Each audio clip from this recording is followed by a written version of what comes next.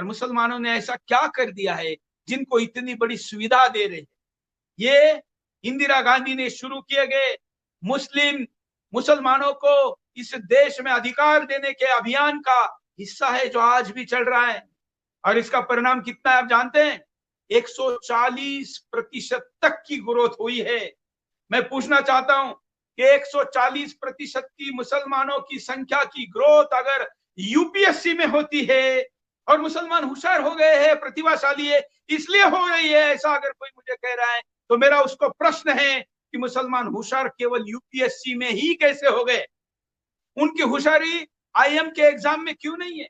और डॉक्टर भी 140% के ग्रोथ के साथ क्यों नहीं बन रही है? मेरा प्रश्न है कि वो इंजीनियर क्यों नहीं 140% में बन रहे हैं?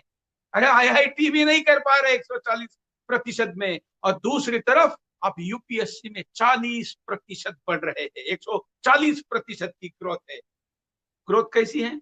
एक तो ये कारण तो है ही, एक बड़ा कारण है उर्दू भाषा, उर्दू माध्यम के द्वारा अन्य सब्जेक्ट को देना। क्या होता है उसमें? यूपीएससी की परीक्षा में एक नियम है, अगर मैं नहीं कोई भी व्यक्ति परीक्षा दे तो उसका जो पेपर का सबसे पहला पन्ना है जिस पर उसका नाम और डिटेल होता है, कुंडली होती है, उसको निकाला जाता है। उस पन्ने को निकाला इसलिए जाता है कि व्यक्ति की आइडेंटिटी छुपाई जाए, उसको कोई फेवर नहीं कर सके। लेकिन व्यक्ति की आइडेंटिटी तो हट गई। लेकिन उर्दू भाषा देने के कारण क्या होता है? कम्युनिटी की आइडेंटिटी जीवित रहती है, परिचित रहती है। और इसलिए जब उर्दू भाषा ज्यादातर परीक्षा देने वाले मुसलमान होंगे तो उर्दू का परीक्षा पेपर चेक करने वाले को यह पता होगा, भले उस पर नाम नहीं है, लेकिन ज्यादातर कौन दे रहे हैं? मुसलमान दे रहे हैं। पेपर बनाने वाला ज्यादातर मुसलमान, पेपर लिखने वाला ज्यादातर मुसलमान, और पेपर को चेक करने वाला ज्यादातर मुसलमान। इसका परिणाम है कि 140% की ग्रोथ है। और उर्दू भाषा में उर्दू माध्यम लेकर परीक्षा लिखने का परिणाम जानते हैं क्या होता है? सामान्यतः लोगों को लगता है कि इंग्लिश वाले ज्यादा होंगे, इतनी कठिन परीक्षा है, इंग्लिश वाले ज्यादा होशियार माने जाते हैं। लेकिन नहीं, हिंदुस्तान में उर्दू के सहारे बनने वाले यूपीएससी की ग्रोथ हिंदी, अंग्रेजी, संस्कृत से ज्यादा। और कितनी ज्यादा? 40 से 60% विभिन्न वर्षों को एवरेज में निकाला जाए तो ज्यादा है। तो ये उर्दू में होशियारी कहां से आ गई?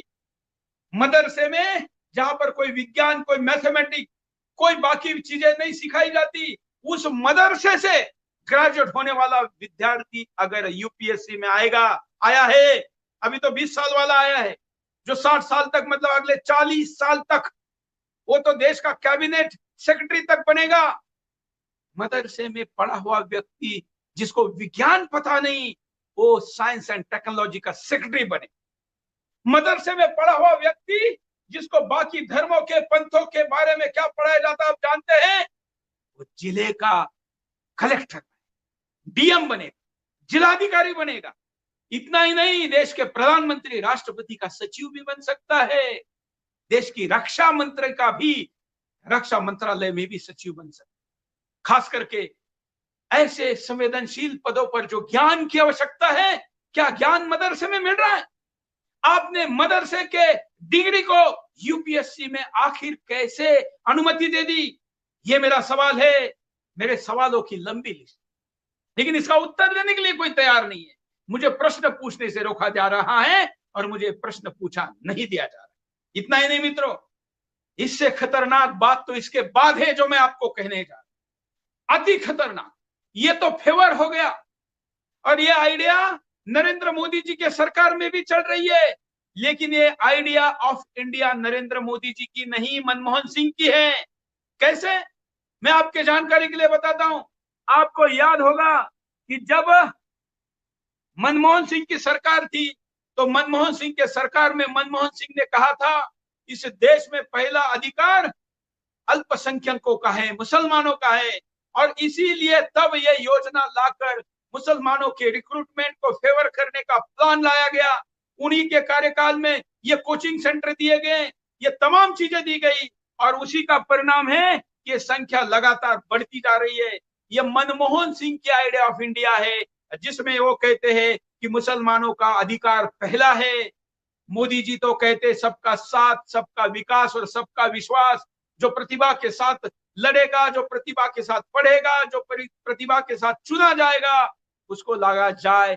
लेकिन मोदी जी, आपके राज्य में भी यूपीएससी में आइडिया ऑफ इंडिया आपकी नहीं चल रही है मोदी जी, मनमोहन सिंह की चल रही है। कैसे? तो ये मुसलमानों को मिल रहे 13 अतिरिक्त एवरेज मार्क्स बता रहे हैं कि ओरल परीक्षा में मुसलमानों को फेवर किया जाता। मैंने तमाम आंकड़े शो में दिखाए हैं, अभी भी यूट्यूब पर मेरे 4 एपिसोड हैं, आप उसको देखिए। शाह फैजल, ये शाह फैजल जो पाकिस्तान के प्रधानमंत्री को नोबेल की मांग कर रहे हैं, जिसको भारत सरकार को अपने अधिकारी को, आईएएस को खुद गिरफ्तार करना पड़ा, जो कभी मुसलमानों के यूपीएससी टॉपर के तौर पर हिंदुस्तान का पोस्टर बॉय बनाया गया था, वो कश्मीर में सबसे बड़ा जिहाद कर रहा है। ऐसे लोग यहां से निकल रहे हैं। क्यों निकल रहे हैं आप जानते हैं? क्योंकि इस साल, जो गया साल है, उसमें जो 40 मुसलमान चुनकर आए, उनमें से 27 अकेले ज़कात फाउंडेशन के हैं। Zakat foundation of India, Zakat foundation of America में भी, ज़कात फाउंडेशन ऑफ पाकिस्तान भी है, ज़कात फाउंडेशन इंडिया इंटरनेशनल यूके में भी है। ये पैन इस्लाम का नेटवर्क है। पाकिस्तान का जो प्रमुख है वो भी इस पूरे नेटवर्क का हिस्सा है। राष्ट्रीय सुरक्षा के लिए कितना बड़ा खतरा आप जानते हैं मित्रों? मेरा इस देश के एजेंसियों को, सुरक्षा एजेंसियों को प्रश्न है, क्या आखिर उनके बाद ये पकड़ में क्यों नहीं आ गई जो सुदर्शन के टीम ने जान हथेली पर लाकर पकड़ी है? क्या पकड़ी आप जानते हैं? ये सारा फेवर तो छोड़ दीजिए थोड़ी देर के लिए, शायद थोड़ी देर के लिए इसको स्वीकार भी किया जा सके कुछ गद्दारों द्वारा, हम तो नहीं करेंगे, लेकिन राष्ट्रीय सुरक्षा के मुद्दे पर का समझौता कितना खतरनाक है आप समझ नहीं सकते मेरे। ज़कात फाउंडेशन, इसका संस्थापक अध्यक्ष जो आज है, वो कभी मनमोहन सिंह का प्रधानमंत्री रहते हुए ओएसडी था।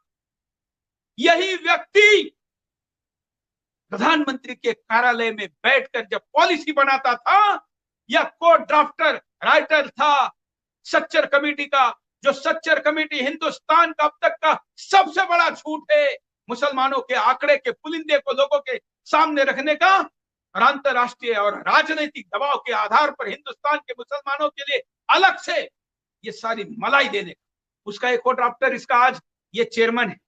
ये जो अध्यक्ष है ज़कात फाउंडेशन का, इसके ज़कात फाउंडेशन में आने वाले पैसों के प्रूफ हमने दिए। क्या आप जानते हैं? भारत के ज़कात फाउंडेशन जो 40 में से 27 यूपीएससी के कैंडिडेट को पास करता है, अपने वेबसाइट पे आंकड़ा रखता है, वो ज़कात फाउंडेशन को पैसे कहां से मिल रहे हैं? उसको पैसे मिल रहे हैं मदीना ट्रस्ट, ब्रिटेन, लंदन। ये मदीना ट्रस्ट कौन है? थोड़ा सा गूगल करके देखिए। कुछ ही समय पहले लंदन में जो भारत की एम्बेसी है, कॉन्सुलेट है, उस पर हमले के लिए जिसने फंड किया था वो मदीना ट्रस्ट। इस मदीना ट्रस्ट में कौन है? इसमें वो लोग हैं जो अमेरिका में, अमेरिकन वहां की जो सुरक्षा संस्था है, उन्होंने आतंकवाद से संबंधों के कारण जिनके ऊपर कार्रवाई की है, जिनको लिस्टेड किया है, वो लोग इसमें हैं। कनेक्शन कहा जा रहा है। जो ज़कात फाउंडेशन इंडिया है, उसके साथ का डोनर अमेरिका के सस्पेक्टेड लिस्ट पर कार्रवाई में है, ब्लैक लिस्टेड है, वहां से पैसा आ रहा है। इतना ही नहीं, इसका पूरा सूत्र जोड़ा जाए तो जो लोग ज़कात फाउंडेशन को पैसा दे रहे हैं, उसका रूट अल कायदा को पैसा देने वालों की तरफ जाता है, उसका रूट आईएस को पैसे देने की तरफ, उसका रूट पाकिस्तान के ज़कात फाउंडेशन को पैसे देने पर जाता है। और ऐसी जगह से पैसे लेकर अगर कैंडिडेट निकलेंगे तो फिर वो ऐसे ही होंगे ना, वो ऐसे ही कश्मीर के अलगाववादी होंगे, हिंदुस्तान के सुरक्षा के लिए खतरा होंगे।